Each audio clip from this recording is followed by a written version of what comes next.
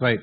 එහෙමනම් පළවෙනි දවසේ day 1 එකේ අන්තිම කොටස විදිහට අපි අද අලුත් section එකක් පටන් ගන්නවා. ඒක තමයි DC motor controlling. පැහැදිලිද? DC motor controlling. මෙතන DC motor controlling කියලා අපි අද බලන්නේ DC motor controls වල direction control එක විතරයි. තේරෙනවද?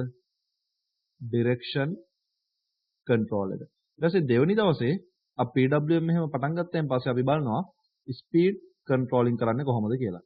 speed controlling. right. එහෙමනම් හරි. එතකොට DC motor controlling.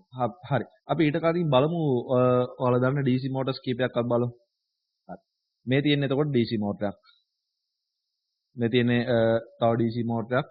මම හිතන්නේ හුඟක් කට්ටිය මේවා පාවිච්චි කරලා ඇති. තේරෙනවද? මේ තියෙන්නේ තව DC gear motor එකක්. මේ තියෙන්නේ DC motor එක. මේ තියෙන්නේ gear box එක. ඒක සාමාන්‍යයෙන් දැන් මේ වගේ DC motor එකක් ගත්තයින් පස්සේ මේ DC motors වල ලොකු RPM එකක් තියෙනවා. ඒතර අපිට හුඟක් වෙලාවට අපිට වැදගත් වෙන්නේ RPM එක කියන්නේ rounds per minute. දැන් RPM එක 600යි කියන්නේ මිනිත්තුවට වඩා 600ක් කරගෙනවා. ඒතර මේ වගේ normal DC motor එකක ඉතා අධික RPM එකක් තියෙනවා. හැබැයි අපිට හුඟක් වෙලාවට මේකේ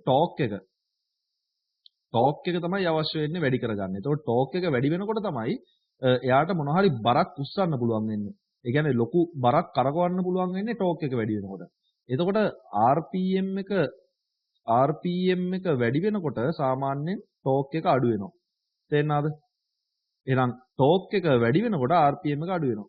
එහෙනම් දැන් මේ මෙන්න මෙතන කරලා තියෙන්නේ ඔයාලට පේනවා මේ තියෙන්නේ අර normal DC gear motor එකක්. ටිකක් ස්පීඩ් කරගෙන DC gear motor එකක්. ඒකට gear box එකක් හයි කරලා තියෙනවා. එතකොට gear box එකෙන් කරන්නේ ස්පීඩ් එක reduce කරන එක. එතකොට ස්පීඩ් එක reduce කරනවත් එක්ක automatically මොකද වෙන්නේ? ස්පීඩ් එක reduce වෙනවත් එක්කම RPM එක reduce වෙනවත් එක්කම automatically torque එක වැඩි වෙලා තියෙනවා. දැන් මේ DC gear motor එකට ලොකු බරක් උස්සන්න පුළුවන්. හරි. මේ තියෙන තව වර්ගයක DC motor එකක්. හරි. එහෙමනම් ඔන්න ඔය DC motors කීපයක් තමයි මේ DC motors කොහොමද අපි control කරන්නේ කියන එක තමයි අපි දැන් එහෙනම් මේ lesson එකෙන් අපි බලන්නේ. හරි. අපි බලමු කොහොමද දැන් DC motor දැන් DC motor එක ඔයාලා දැක්කා pins දෙකයි තියෙන්නේ. තේරෙනවද? අග්‍ර දෙකයි තියෙන්නේ. එහෙනම් අපි කොහොමද DC gear motor එකක් අපි connect කරන්නේ අපේ Arduino එකට?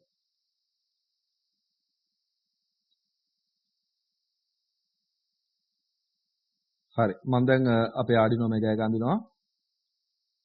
This is Arduino Mega. හරි. ඒකේ pin number 2 එක අපි ගමු. pin number 2 එක.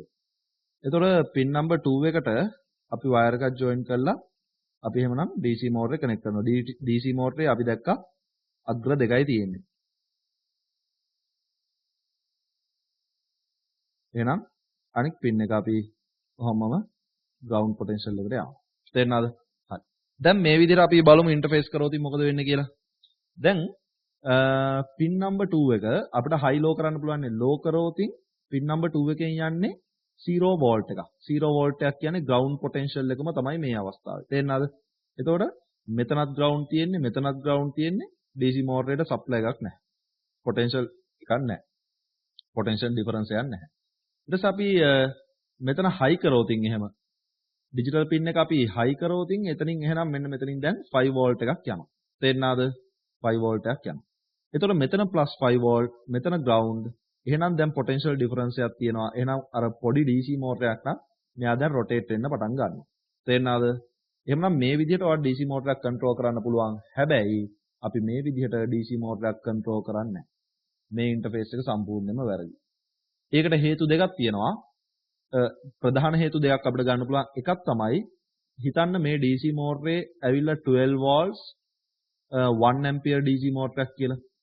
එතකොට මෙයා ලොකු DC motor එකක් නම් තේරෙනවද? මෙයා 12 volt 1 ampere DC motor එකක් නම් මෙතනින් එන්නේ 5 volt යන්නේ pin එක high වුණාම. එතකොට 5 volt එකකින් මෙයාට අවශ්‍ය voltage එක දෙන්න බෑ. ඒ වගේම තමයි mic control එකකින් එළියට යන current එක අපි කියනවා source current එක කියලා. මෙන්න මේ source current එක ඒ කියන්නේ digital pin එකක් high වුණාම එළියට යනවනේ current එකක්. ඒ current එකට අපි කියනවා source current එක කියලා. මේ source current එක milliamperes ගාණක් තමයි සාමාන්‍යයෙන් වෙන්නේ. තේරෙනවද? milliampere ගාණක් වෙන්නේ. මොකද chip එක ඇතුලෙන් යන්නේ. ඒතර කවදාකවත් 1 ampere වගේ current එකක් මෙයාට දෙන්න බෑ directly මේ විදිහට. එහෙමනම් අංක 1 තමයි මේ විදිහට අපි DC මෝටරයක් කනෙක්ට් කරන්නේ නැති අංක 1 හේතුව තමයි not enough power. මෙයාට enough power එකක් නැහැ. Not enough power to control the motor. Control the motor. ඒතර Arduino එකට enough power එකක් දෙන්න බෑ මේ වගේ DC මෝටරයක් control කරන්න. පැහැදිලිද? right. අංක 2 හේතුව විදිහට අපිට කියන්න පුළුවන්. දැන් DC මෝටරයක් කියන්නේ inductive load එකක් කියලා අපි කියනවා. මොකද coil යන්නේ තියෙන්නේ inductive load එක. එතකොට inductive load එකට supply එක දීලා අතාරිනකොට අපි කියනවා back EMF එකක් යනවායි කියලා. තේරෙනවද? back EMF. මේවා ගැන අපි වැඩිදුර explain කරන්න යන්නේ නැහැ. ඒක Google කරලා search කරලා බලන්න මොකද්ද back EMF එක කියන්නේ. ඒ ඔක්කොම බලන්න. ඒතර back EMF එකක් යනවා. තේරෙනවද? මෙන්න මේ back EMF එකකින් හින්දා අපේ mic control එකේ pin එක damage වෙන්න පුළුවන්. තේරෙනවද? මෙයා damage වෙන්න පුළුවන්. ඒ කියන්නේ mic control එක directly හානියක් වෙන්න පුළුවන්. එහෙමනම් අපි කවදාකවත් inductive load එක DC motor එකක් වගේ inductive load එක directly mic control එකට interface කරන්නේ නැහැ. තේරෙනවද? ඒකට හේතුව back EMF එකක් ගිහිල්ලා ඒක damage වෙන්න පුළුවන්. අනිත් එක තමයි කොහොම වුණත් back EMF ගියත් නැතත් දැන් back EMF එක නවත්තන්න අපිට සරලව මෙතෙන්ට diode එකක් දාන්න පුළුවන්. diode එකක් කියන්නේ electronic component එකක්. මේකෙන් කරන්නේ එක පැත්තකට විතරයි current එක යවන්නේ. අනිත් පැත්තට current එක එන්න දෙන්නේ නැහැ. තේරෙනවද? ඒතර back EMF එකට එන්න හම්බෙන්නේ නැහැ මේ විදිහට. ඒතර එහෙම protection එකක් දාන්න පුළුවන්. හැබැයි එහෙම ගියත් මේ ප්‍රශ්නේ විසඳෙනවද? නැහැ. ඒ කියන්නේ mic control එකේ pin එකට DC motor එකට ප්‍රමාණවත් power එකක්. මෙතන power එකක් කියන්නේ voltage එකක් current එකක් කියන එක. mic control එකේ pin එකට DC motor එකට ප්‍රමාණවත් voltage එක සහ current එකක් දෙන්න බැහැ. මොකද එයා 5 volt device එකක් හින්දා. තේරෙනවද? එහෙමනම් මේ විදිහට අපි DC motor එකක් control කරන්නේ නැහැ. තේරෙනවද?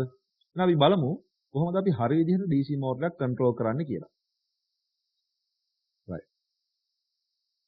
මම ආපහු Arduino Mega ගන්න ඉන්නම් ප්‍රස් දාලා. this is Arduino Mega.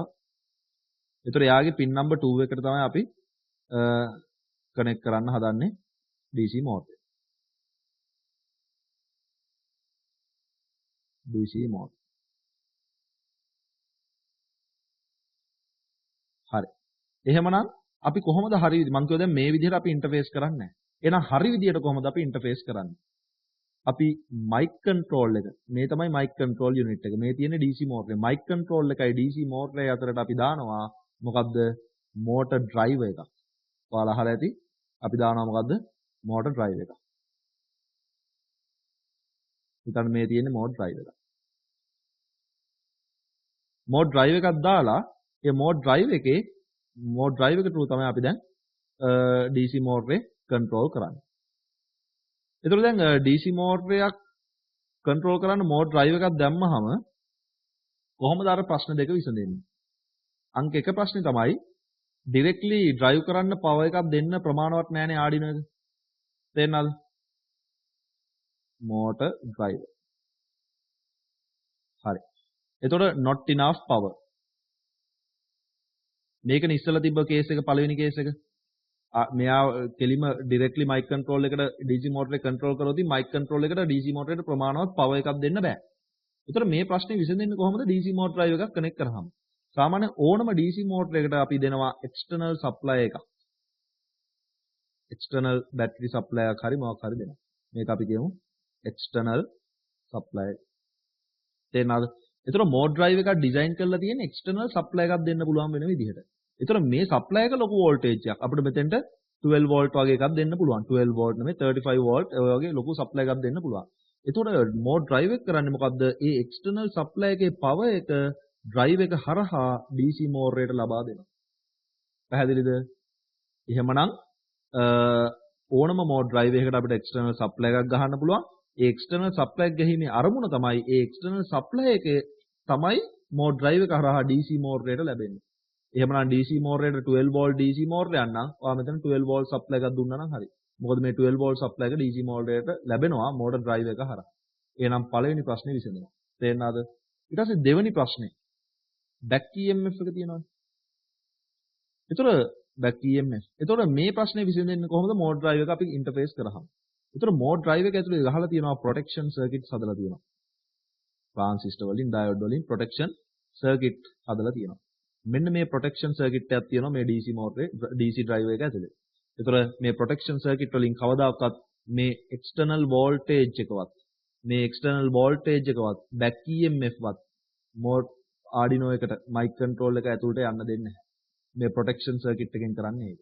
තේරෙනවද? එහෙනම් අපි ඩිස්කස් කරපු ලෙසන් එකේ සමරි එකක් බැලුවොත් එහෙම DC මෝටරය ඩිරෙක්ට්ලි මයික් කන්ට්‍රෝල් යුනිට් එකට ඉන්ටර්ෆේස් කරන්නේ නැහැ. ඒකට හේතුව තමයි මයික් කන්ට්‍රෝල් එකට මෝටරේ කරකවන්න ඉනෆ් පවර් එකක් දෙන්න බෑ. අනික බෑක් EMF එකකින් හින්දා මෝටරේ මයික් කන්ට්‍රෝල් එක ඩැමේජ් වෙන්න පුළුවන්. එහෙනම් විසඳුම තමයි අපි මෝඩ් ඩ්‍රයිව් එකක් ඉන්ටර්ෆේස් කරනවා ආඩිනෝ එකයි මයික් මෝටරයයි අතර. ඒතර මෝඩ් ඩ්‍රයිව් එකෙන් මේ පළවෙනි ප්‍රශ්නේ විසඳනවා දෙවෙනි ප්‍රශ්නේත් විසඳනවා. කොහොමද පළවෙනි ප්‍රශ්නේ විසඳන්නේ? මෝඩ් ඩ්‍රයිව් එකට අපිට එක්ස්ටර්නල් සප්ලයි එකක් දෙන්න පුළුවන්. ඒ සප්ලයි එක තමයි මෝටරේට යන්නේ. එහෙනම් ඉනෆ් පවර් එකක් දෙන්න පුළුවන් මෝටරේට මෝඩ් ඩ්‍රයිව් එක හරහා. ඊට පස්සේ බෑක් EMF එක නවත්තන්න මෝඩ් ඩ්‍රයිව් එක ඇතුලේ ප්‍රොටෙක්ෂන් සර්කිට්ස් හදලා තියෙනවා. තේරෙනවද? ඒතර මේ ප්‍රොටෙක්ෂන් සර්කිට් හින්දා මයික් කන්ට්‍රෝල් එකයි මෝටරයයි මේ එක්ස්ටර්නල් සප්ලයි එකයි මේවා අයිසොලේට් වෙලා තියෙන්නේ. වෙන් වෙලා තියෙන්නේ. රයිට්. එහෙමනම් දැන් අපි ඉගෙන ගන්න හදන්නේ අපේ පළවෙනි මෝඩ් ඩ්‍රයිව් එක මෝඩ් ඩ්‍රයිවර් IC එකක් අපි ඉගෙන ගන්න හදන්නේ. ඊට පස්සේ අපි DC මෝටරයක් කන්ට්‍රෝල් කරලා බලන්න හදන්නේ. right